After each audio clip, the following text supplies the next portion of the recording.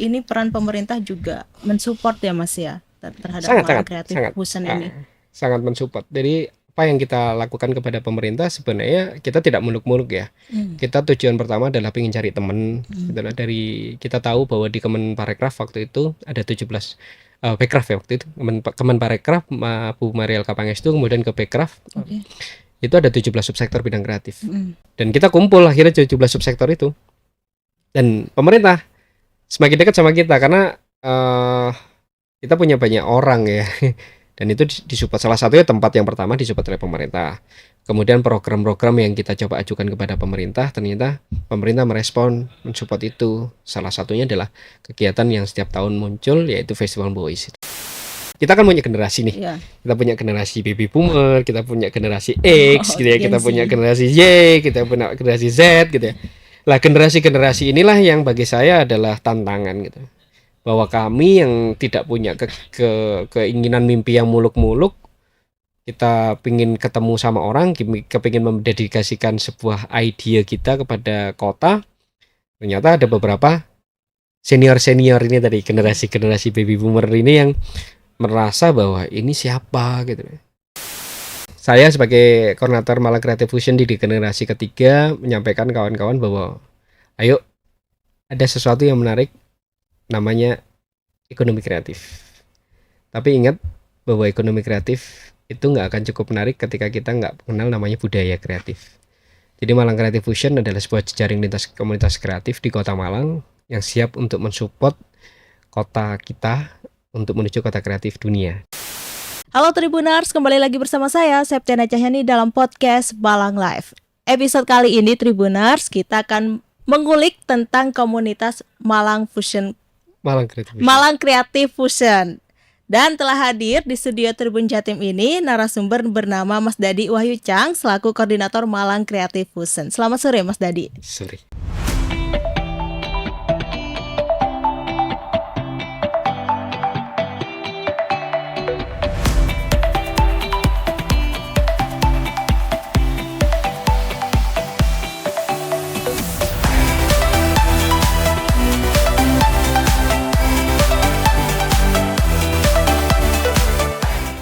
Sehat ya Mas ya? Alhamdulillah sehat. Mungkin bisa disapa dulu Mas Tribuners yang ada di rumah.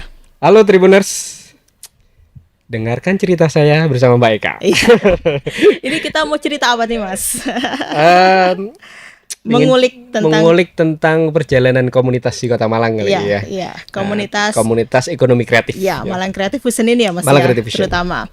Dan ngomong-ngomong kegiatan sehari-hari Mas Dadi ini seperti apa Mas sekarang? Kebetulan kalau secara bisnis personal, saya seorang konsultan branding. Saya sudah memiliki perusahaan 26 tahun yang lalu namanya Utero Indonesia. Utero Indonesia. Itu bergerak mulai dari awal itu adalah event organizer, kemudian di percetakan, di desain, advertising, dan hari ini sebagai brand consultant. Oke, itu membangun bisnisnya sudah lama sekali ya Mas 26 ya? tahun. 26 tahun. Mulai SMA kelas 1. SMA kelas 1 sudah terjun ke bisnis ya Mas ya? Itu apa sih yang membuat Mas Dadi ini ingin terjun ke dunia bisnis? Ya, waktu itu cukup menarik ya ketika waktu zaman SMA tertantang dan ditantang oleh kepala sekolah untuk bikin sesuatu. Itu tugas sekolah? Enggak, Bukan? waktu itu saya mau dikeluarkan soalnya. Mau di DO gitu ya? Mau di DO. Itu kenapa Mas? Apa Mas Dadi dulunya Ya, saya bandel banget. Berprestasi gitu? Bandel banget saya. Bandel banget. Bandel banget, kemudian mau dikeluarkan, cuman pilihannya satu, mau dikeluarkan untuk membuat sesuatu. Membuat sesuatu. Dan alhamdulillah dalam prosesnya saya bisa membuat sesuatu, pengkaryaan saya yaitu event organizer waktu di sekolah. Oh itu. Dan itulah saya mulai dari bisnis saya 98. Itu. Terus jatuh bangunnya seperti apa sih Mas dalam membangun bisnis? Wow. Jatuh bangun 2010 saya jatuh. 2016 saya mulai bangun lagi. Bangun lagi. Saya punya buku namanya Balik Jungkir, menceritakan Jungkir balik ya Mas aslinya? Enggak, aslinya jungkir balik. Iya. Makanya saya bisa berbangkit lagi adalah saya bikin buku namanya Balik Jungkir. Balik Jungkir. Menceritakan proses 2010 sampai 2016 bagaimana mengatasi jatuhnya saya, kembali lagi pada posisi saya yaitu sebagai aktivis brand. Aktivis brand itu. Brand aktivis. Brand aktivis. Tapi sekarang karyawan ya? Ada karyawannya nggak? Oh iya.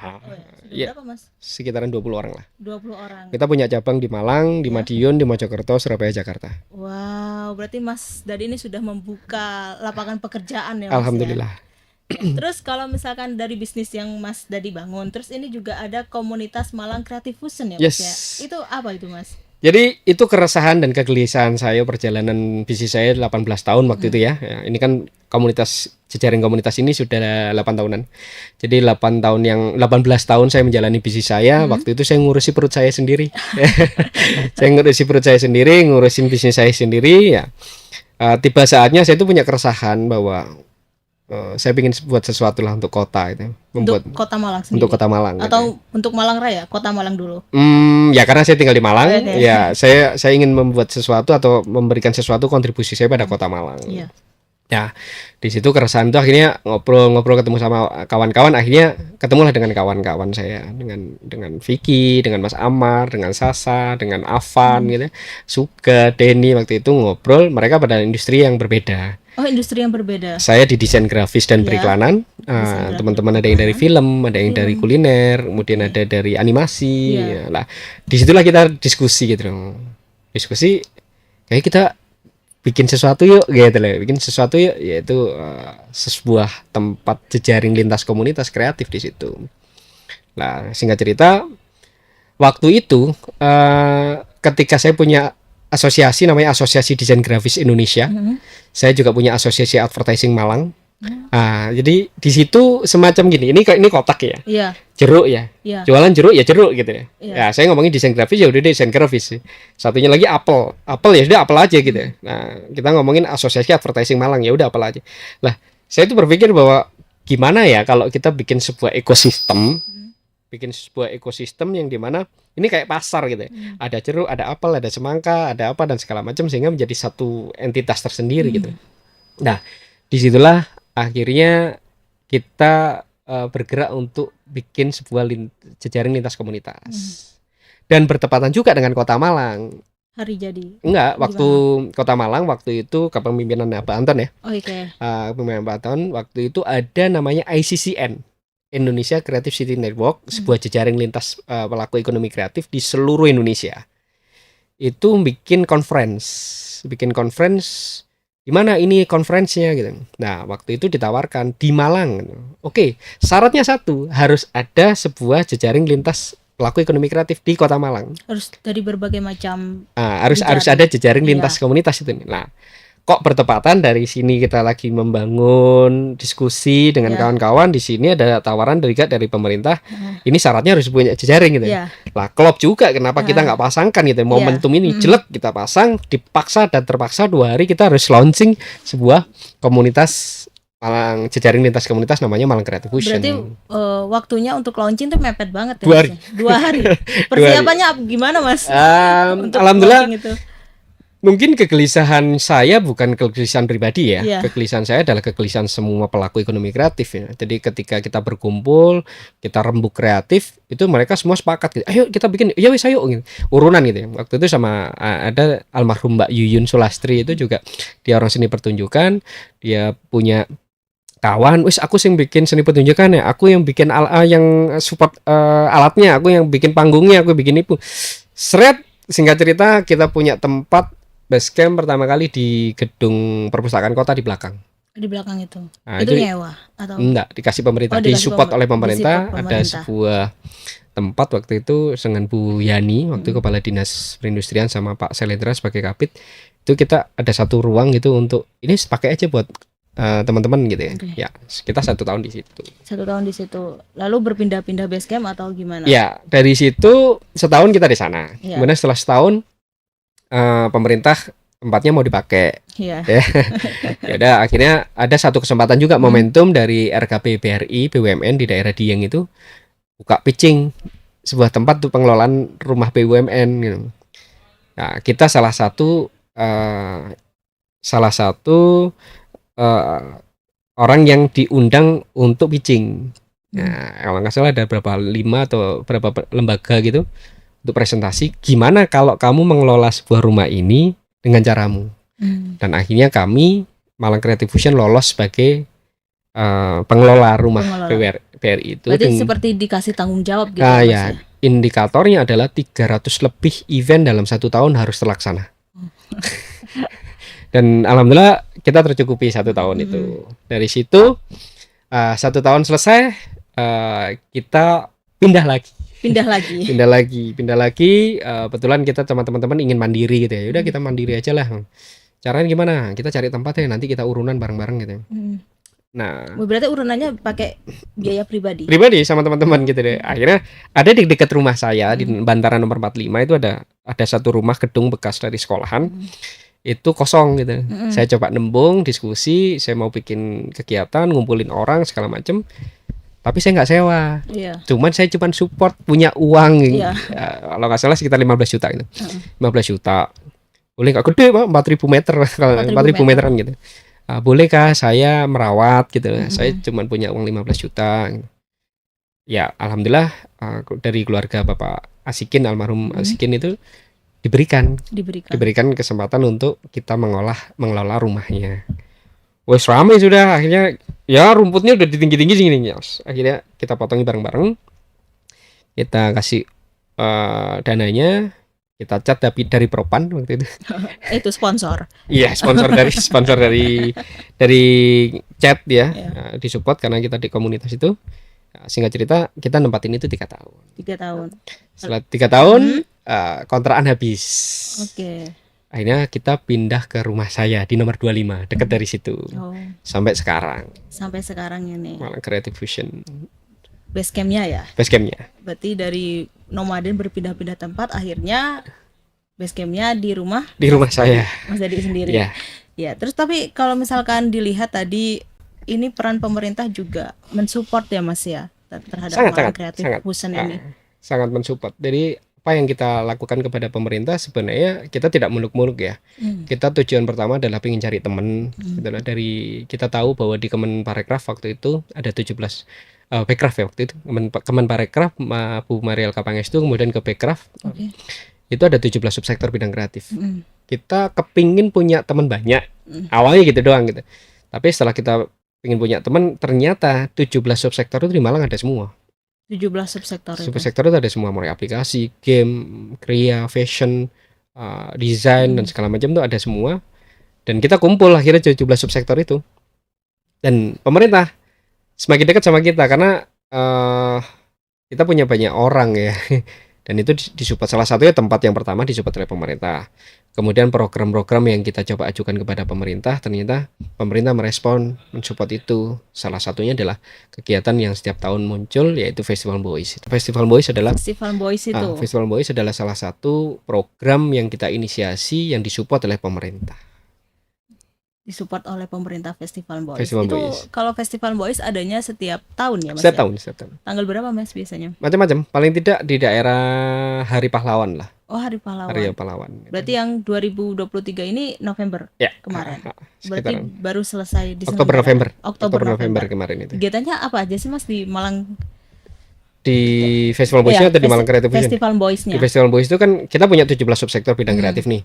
Nah, mereka punya ajang namanya pameran. Kemudian ada kegiatan namanya workshop gitu ya. Itu bisa digabungkan jadi satu. Jadi kegiatan-kegiatan dari 17 subsektor itu kita tumplek-plek istilahnya perayaan ataupun hari rayanya pelaku ekonomi kreatif gitu ya. Jadi harapannya Festival Boys itu sebuah tempat ajang pameran, workshop dan perayaan dari pelaku ekonomi kreatif di Kota Malang. Tapi kenapa diadakan setiap tanggal Oktober atau November Hari Pahlawan gitu Mas? Ya kita mencoba itu trigger aja sih, itu trigger aja bahwa dulu ada namanya pahlawan, kita ingin memperingati juga bagaimana kalau seumpamanya kita ambil momentum itu. Rasanya kok cukup oke gitu ya. Dan saya sebagai kreatif direkturnya juga mudah ya, bahwa mulai dari 1 sampai 8 kemarin saya mudah sekali ketika mengambil sebuah opsi namanya pahlawan. Nah, salah satunya mungkin kayak waktu itu saya ambil satu tokoh namanya Kenaro gitu ya. Kemudian aku bikin lagi sebuah TV kemarin namanya XYZ gitu ya. Itu temanya berbeda-beda. Yang kemarin adalah teknologi and sustainability. Yang tahun kemarin. Tahun ini? Tahun besok istilahnya mungkin juga masih nggak jauh dari sebuah keberlanjutan ya, teknologi dan keberlanjutan. Harapannya sih ngomongin tentang sampah kali ya. Sampah ya. Iya, oke. Tapi kalau misalkan tantangan tersendiri dalam membangun komunitas Malang Creative Fusion ini apa sih Mas?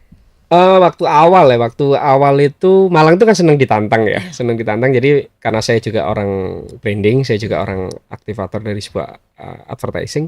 Saya waktu itu bikin sebuah narasi gini. Kalau kamu kalau kamu kreatif, silakan datang ke tempat kami. Itu waktu pertama kali saya bikin itu. Iya. Karena saya ditantang. Iya. Kalau kamu kreatif, silakan datang ke tempat kami. Wah, ramai sudah di Facebook itu ramai banget waktu itu. Anak muda gitu ya Mas. Dan ini salah satu hal yang cukup menarik bahwa kita kan punya generasi nih. Iya. Kita punya generasi baby boomer, kita punya generasi X gitu ya, kita Gen Z. punya generasi Y, kita punya generasi Z gitu ya. Lah generasi-generasi inilah yang bagi saya adalah tantangan gitu. Bahwa kami yang tidak punya keinginan mimpi yang muluk-muluk, kita pingin ketemu sama orang, kepingin mendedikasikan sebuah ide kita kepada kota. Ternyata ada beberapa senior ini tadi, generasi baby boomer ini yang merasa bahwa ini siapa gitu. Nah, saya diundang waktu itu juga dihujat, ya dibisui lah bahasa Malang. Dihujat? Dibisui juga ini. Itu kenapa alasannya Mas kok bisa dipisui? Saya nggak tahu gitu ya, karena memang saya kawan-kawan Malang Creative Fusion seolah-olah kontroversi gitu, membuat sebuah jejaring ini, kemudian seolah-olah ini sopo sih gitu, kok moro-moro ngomongin ekonomi kreatif dan ngomongin kota gitu.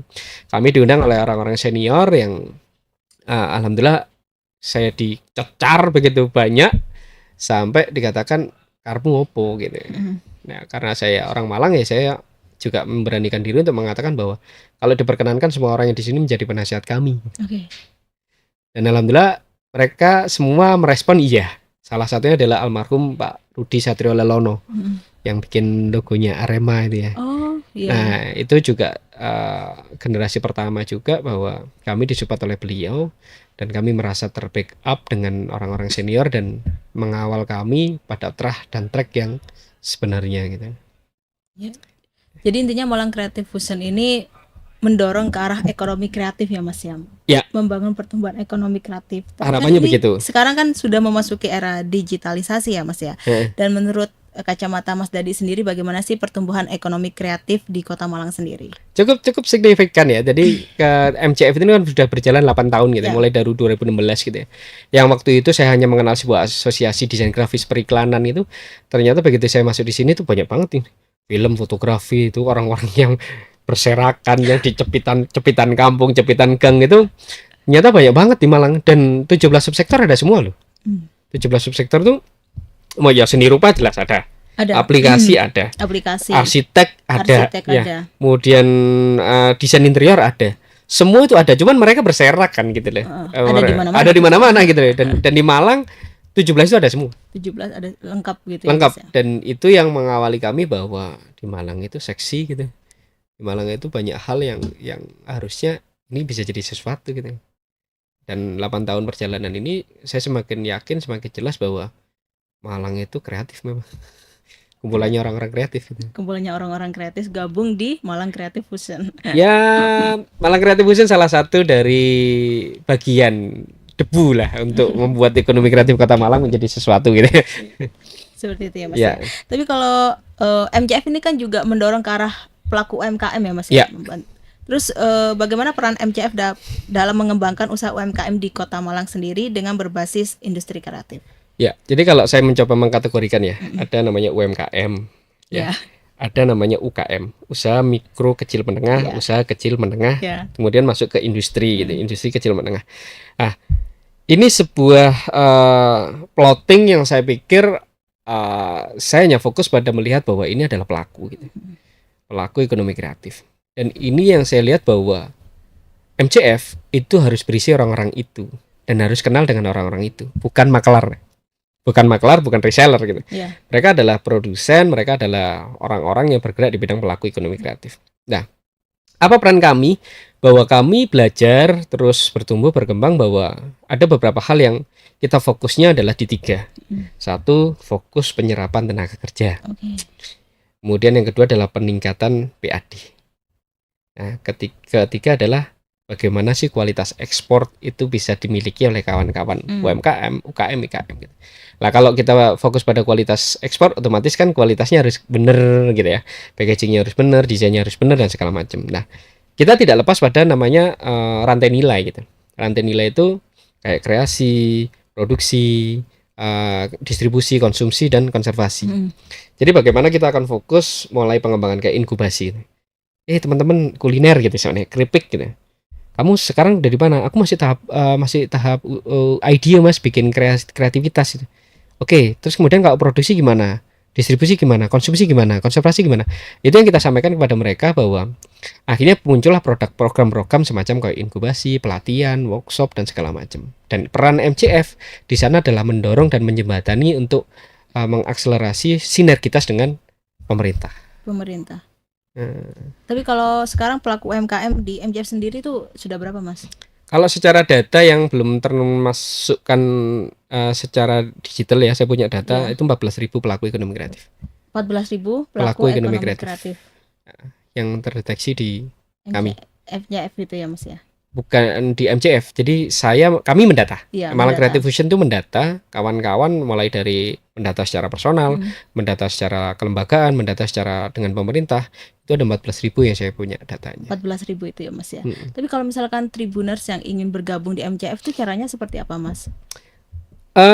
MCF itu kan saya mengkategorikan bukan semacam wadah ya. Bukan semacam piring atau bukan semacam mangkok yang berisi siapapun juga ya.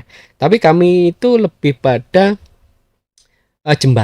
menjembatani antar lintas komunitas, menjembatani antar lintas dari ekosistem gitu ya.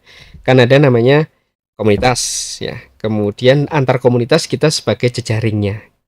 Kemudian kita berhubungan dengan pola sinergitasnya dengan pemerintah. Setelah dengan pemerintah, kita punya dengan bisnismen. Kita juga satu lagi dengan para pelaku itu sendiri. Nah, bagaimana ini mensinergikan? Nah, inilah peran dari MCF sebagai sinergitas jembatan itu. Jadi kalaupun Mas aku mau daftar MCF, daftar aja. Kita punya platform namanya osiker.com.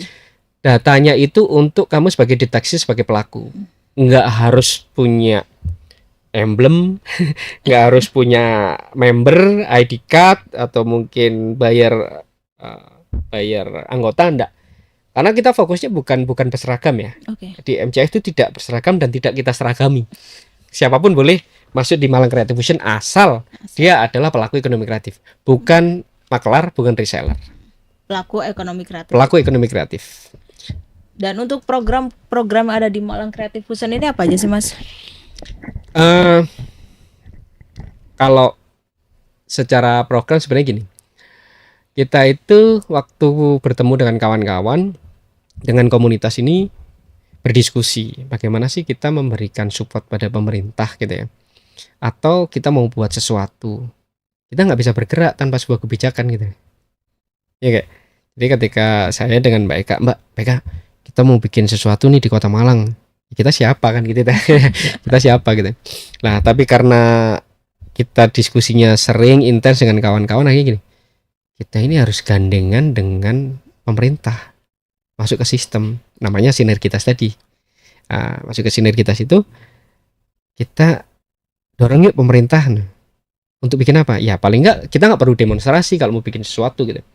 Singkat cerita, MCF mendorong pemerintah untuk mempunyai namanya Komite Ekonomi Kreatif. Nah, Komite Ekonomi Kreatif tugasnya apa? Komite Ekonomi Kreatif tugasnya adalah membuat roadmap, peta jalan untuk menuju kota kreatif atau kota yang disebut sebagai kota ekonomi kreatif gitu. Nah, singkat cerita, Komite Ekonomi Kreatif ini berkumpullah orang-orang mulai dari bisnismen, mulai dari komunitas, dari pelaku itu sendiri, dari pemerintah, itu gabung jadi satu. Jadilah Komite Ekonomi Kreatif yang di SK-kan wali kota. Nah, tugasnya apa? Bikin roadmap. Lah, bikin roadmapnya itu adalah salah satu outputnya yang tahun pertama itu adalah infrastruktur. Kemudian pelaku ekonomi kreatif itu datanya berapa? Kemudian akses pemasaran. Ini masalahnya. Lah, inilah yang menjadi program utama Malang Creative Fusion untuk mendeteksi dan mensupport pemerintah kota. Di programnya itu maksudnya adalah ke arah kebijakan. Alhamdulillah dari program itu muncul lahir infrastruktur namanya MCC. Gedung itu. Kemudian yang kedua pelaku ekonomi kreatif datanya ada di osikare.com. Yang ketiga, akses pemasaran melalui kegiatan event namanya Festival Mois. Itu roadmap itu udah 2018 sampai 2023. Besok ini 2024 sampai 2028 kita udah punya lagi rencana aksi. Karena roadmap sudah ada. Berarti kita harus kuatin nih infrastrukturnya, kemudian kita kuatin lagi rantai nilainya, kita kuatkan lagi ekosistemnya supaya punya daya saing. Berarti dipersiapkan sudah jauh-jauh hari ya Mas ya? Persiapan selalu kita lakukan sesuai dengan apa yang kita rencanakan dan kita butuhkan di saat itu. Di saat itu juga. Dan ke depan kita melihat adalah proyeksi ke depan seperti apa. Ya bersama kawan-kawan. Untuk ke depannya? Ya itu kita menguatkan lagi apa yang sudah kita mulai bersama dengan pemerintah kota dan pola sinergitas kami, yaitu businessman dan ada lagi sekarang ada media, agregator, kemudian financial institusi. Itu juga kita bareng-bareng untuk bisa mendorong bahwa percepatan dari ekonomi kreatif di Kota Malang itu lebih cepat bertumbuh. Lebih cepat bertumbuh ya Mas. Mungkin ada pesan yang ingin disampaikan kepada Tribuners yang ada di rumah Mas. Saya sebagai koordinator Malang Creative Fusion di generasi ketiga menyampaikan kawan-kawan bahwa ayo ada sesuatu yang menarik namanya ekonomi kreatif. Tapi ingat bahwa ekonomi kreatif itu nggak akan cukup menarik ketika kita nggak mengenal namanya budaya kreatif. Jadi Malang Creative Fusion adalah sebuah jejaring lintas komunitas kreatif di Kota Malang yang siap untuk mensupport kota kita untuk menuju kota kreatif dunia. Dan ke depan 2025 kita mendorong pemerintah untuk percepatan bahwa Malang menjadi kota kreatif dunia. Semoga melalui Malang Creative Fusion sekarang kita punya MCC, Malang Creative Center, adalah sebuah rumah para pelaku ekosistem kreatif di Kota Malang, itu bisa mendunia. Ketika mendunia, otomatis pasar internasional akan masuk di Kota Malang. Produk-produk dari UMKM, UKM yang di Kota Malang, salah satu contohnya adalah batik, itu akan terbeli oleh pasar internasional. Dengan demikian, kota kita akan mendapatkan pendapatan yang cukup besar melalui ekonomi kreatif. Oke, terima kasih Mas Dadi ya atas waktu dan kesempatannya telah hadir di studio Tribun Jatim ini. Oke Tribuners, sampai di sini dulu perjumpaan saya kali ini. Saya Septiana Cahyani dan Dadi Wahicang pamit undur diri. Ketemu lagi dalam podcast Malang Live episode berikutnya. Dadah.